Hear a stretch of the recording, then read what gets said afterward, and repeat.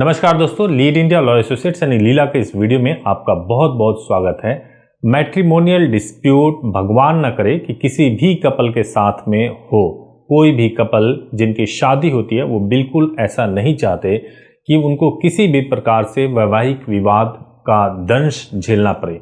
ऐसे मैंने कई फैमिलीज को देखा है जिन्होंने सालों साल अपने रिश्ते को निभाया है। 5 साल, 7 साल, 10 साल के बाद एक ऐसा समय आ जाता है जब उन्हें लगता है कि वो उस रिश्ते में रह नहीं सकते या फिर तिल तिल कर रोज मरेंगे। और ऐसी परिस्थिति में उनको कोई रास्ता सूझता नहीं कि किस तरीके से बाहर जाएंगे, फिनांस का क्या होगा, जो बच्चे हैं उन बच्चों का क्या होगा। एक ऐसे व्यक्ति की जरूरत होती है जो उन्हें ना केवल कानूनी रूप से मदद कर सके बल्कि उनका जो भावनात्मक इश्यूज है उसको भी ठीक तरीके से समझ सके। तो दोस्तों, इस वीडियो में मैं आपको 5 टिप्स बताऊंगा, 5 पॉइंट बताऊंगा बल्कि, जिससे आपको आसानी होगी किसी भी मैट्रिमोनियल डिस्प्यूट के इश्यूज को रिजॉल्व करने के लिए एडवोकेट को सर्च करने में। सबसे पहला जो पॉइंट है वो है जो वकील से ज्यादा दोस्त हो।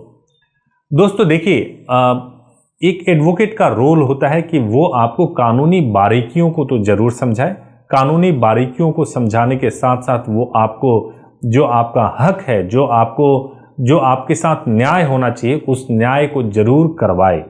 लेकिन रोबोटिक तरीके से केवल न्याय और हक की बात करना मैट्रिमोनियल डिस्प्यूट के मामले में बहुत सही और सटीक नहीं बैठता है।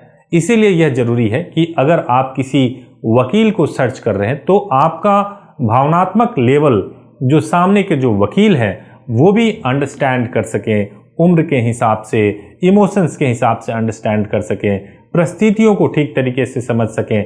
आपको कई बार जब आप कंफ्यूज हो जाएं तो उस वक्त समझा भी सकें, बता सकें कि इन 2 चीज़ों में आपको किसका चुनाव करना चाहिए, जो एक दोस्त की तरह भी आपको गाइड कर सकें। ऐसे वकील की ज़रूरत होती है किसी भी मैट्रिमोनियल डिस्प्यूट को हल करने के लिए, न्याय दिलाने के लिए।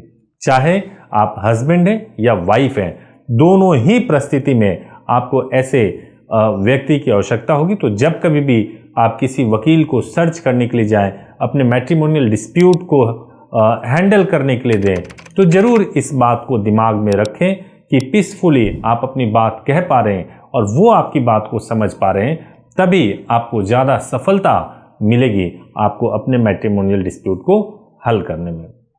एक दूसरा महत्वपूर्ण पॉइंट है कि जिसने वैवाहिक विवाद के मामले को हैंडल किए हो। जो हमारा दूसरा पॉइंट है, एक एडवोकेट को कई तरह के अनुभव हो सकते हैं। हो सकता है कोई बहुत ही अच्छा एडवोकेट हो लेकिन मैट्रिमोनियल डिस्प्यूट को ना हैंडल किया हो, क्योंकि हर टाइप के एक्ट को हैंडल करने के लिए अलग अलग एडवोकेट की एक्सपर्टीज होती है।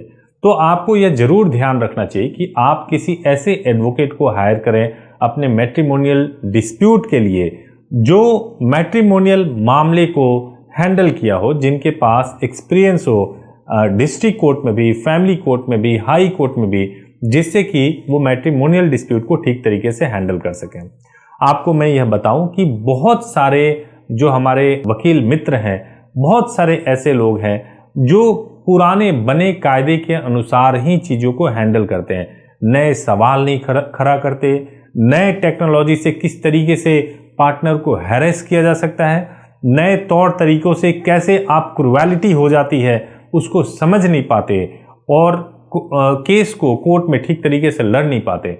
इसलिए ज़रूरी है कि आप एक ऐसे वकील को ढूंढें जिसको निश्चित रूप से वैवाहिक विवाद या मैट्रिमोनियल डिस्प्यूट के केसेस को हैंडल किया हो, और वो अगर आपके केस को देखेंगे तो निश्चित रूप से आपको सफलता मिलेगी।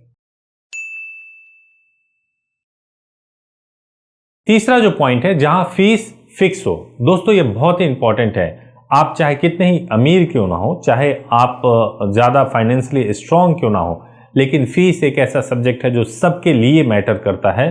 तो जब कभी भी आप किसी एडवोकेट को आप अपने मैट्रिमोनियल डिस्प्यूट के लिए इंगेज करने जा रहे हो तो फीस एक बहुत ही बड़ा मैटर है।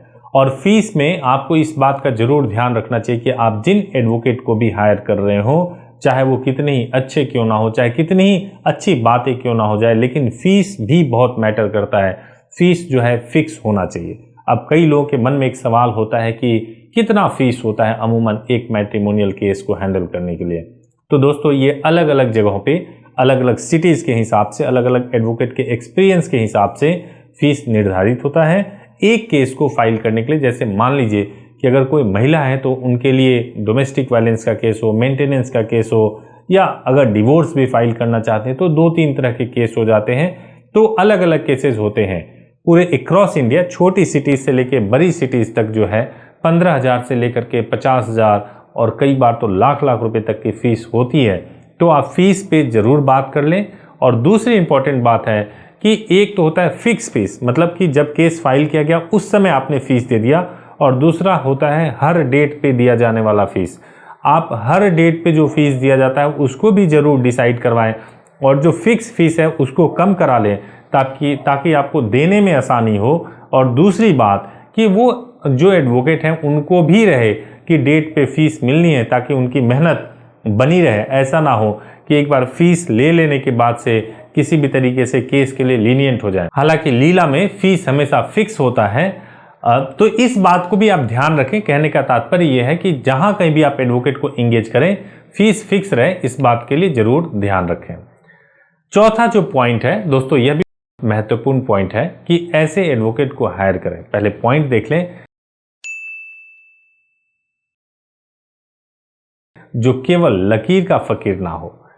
आप देखिए आमतौर से आप जाएंगे अगर किसी मैट्रिमोनियल डिस्प्यूट के लिए, तो सबसे पहले जो एडवोकेट होते हैं, अगर आप लड़के हैं तो आपके पास कोई अधिकार नहीं है, लड़की है तो उसको ज़्यादा अधिकार है, और वाइफ को तो ज़्यादा कानून झुका हुआ उसकी तरफ। लेकिन इसका मतलब ऐसा नहीं है कि कोई भी लॉ हस्बैंड्स के साथ में नाइंसाफ़ी करते हैं, या कोई भी लॉ अगर उनके साथ में जेन्युइन कोई रीज़न है तो हस्बैंड के अधिकार को दिला नहीं सकते। तो दोस्तों ऐसी बातें करने वाले कि भाई आप फंस जाओगे, आपको फंसा दिया जाएगा, या फिर आप निकल नहीं पाओगे, आप फाइल ना करो केस, या आपको डरा दिया जाए, तो आप ध्यान रखें कि आप ऐसे किसी एडवोकेट के पास ना जाएं जिनके पास एक्सपीरियंस तो लंबा हो लेकिन लकीर के फ़कीर हो। तो आप ये देख लें कि एक नई ऊर्जा और नए लोगों के साथ में काम करें जिनके पास एक्सपीरियंस हो और जो नए तरीके से लॉ को इंटरप्रिटेशन करना जानते हो, एक्सप्लोर करना जानते हो। और फिफ्थ पॉइंट है जिसके पास पूरी टीम हो। दोस्तों यह भी बहुत इंपॉर्टेंट है। अगर एक व्यक्ति है और उनके पास अकेले ही वो पूरे केस को फाइट कर रहे हैं, कोई है नहीं उनके साथ में, तो निश्चित रूप से केस के ऊपर ठीक तरीके से रिसर्च नहीं हो सकता। जब केस पे ठीक से रिसर्च नहीं होगा तो स्वाभाविक है कि ठीक तरीके से केस प्रिपेयर्ड नहीं हो पाएगा, और ठीक तरीके से उसकी जो दलीलें हैं वो कोर्ट में जज साहब के सामने नहीं दी जा सकती। तो आप यह देख लें कि जिस भी एडवोकेट को इंगेज कर रहे हैं उनके पास एक सपोर्टिंग टीम होनी चाहिए, एक बैकएंड की टीम होनी चाहिए जो उन्हें पूरा सपोर्ट करती हो, रिसर्च में सपोर्ट करती हो, ताकि आपके केस को जिताने में वो अपनी पूरी ताकत से जज साहब के सामने दलील दे सके। तो दोस्तों मैंने अपने एक्सपीरियंस से कोशिश किया है कि आपको वो 5 पॉइंट बताऊं जिसके आधार पे अगर आप किसी मैट्रिमोनियल डिस्प्यूट में हैं तो उसका समाधान ढूंढा जा सके, आपको न्याय दिलाया जा सके। अगर आप किसी भी प्रकार के समस्या से जूझ रहे हैं और आप किसी भी प्रकार के कंफ्यूजन में हैं तो आप बिल्कुल परेशान मत होइए। हमारे हेल्पलाइन नंबर 8800-444-555 पर आप 7 डेज कॉल कर सकते हैं। सुबह 9 बजे से लेकर शाम को 8 बजे तक कॉल कर सकते हैं। हमारी टीम से जो भी लोग फ़ोन उठाएंगे वो आपको पूरी तरह से गाइड करेंगे और पूरी तरह से कोशिश करेंगे कि आपकी समस्या का समाधान हो सके। Thank you so much for watching this video.